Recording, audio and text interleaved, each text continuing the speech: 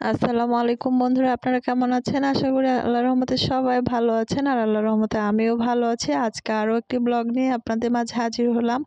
আর আজকের ব্লগে থাকছে আমি কোথায় ঘুরতে গেলাম আর আমার সাথে কে গেল ঘুরতে, সেটাই আপনাদের মাঝে শেয়ার করব। যারা বাংলাদেশ থেকে দেখছেন তারা অবশ্যই বুঝতে পারছেন আমি কোথায় ঘুরতে আসছি।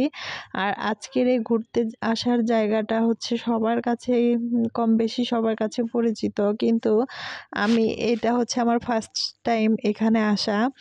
আর পুচুকে নিয়ে আসলাম কারণ হচ্ছে ওর জন্য এখানে আসা। ও কখনো কোথাও ঘুরতে বের হয়নি, মানুষজনের মধ্যে যায়নি বা বাইরের পরিবেশটা সে দেখেনি। আজকেই তার প্রথম বাইরের পরিবেশটা সাথে পরিচিত হওয়া।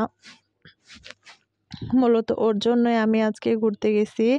আর দেখতেই পাচ্ছেন আমি ওকে ওর ব্যাগে করে নিয়ে গেছি, যে ব্যাগটা ওর খুব পরিচিত, মানে খুব ভাল লাগে। ও হচ্ছে বাসার মধ্যে ও হচ্ছে এই ব্যাগের ভিতরে উঠে সে বসে থাকতে পছন্দ করে। আর আজকে হচ্ছে ওর সেই পছন্দের ব্যাগটার ভিতরে করে আমি তাকে ঘুরতে নিয়ে গেছি। আর এই তো দেখতে পাচ্ছেন মাঠের ভিতরে হচ্ছে ওকে ছেড়ে দিয়েছিলাম। প্রথমবার ও মাটিতে নেমেছে, ঘাস স্পর্শ করেছে, যার জন্য ও হচ্ছে বারবার ছুটে আসছিল আমার কাছে। ও এই ঘাসগুলোর সাথে পরিচিত ছিল না, যার জন্য হচ্ছে কোথাও হাঁটতে চাচ্ছিল না, বারবার আমার কাছে চলে আসছিল।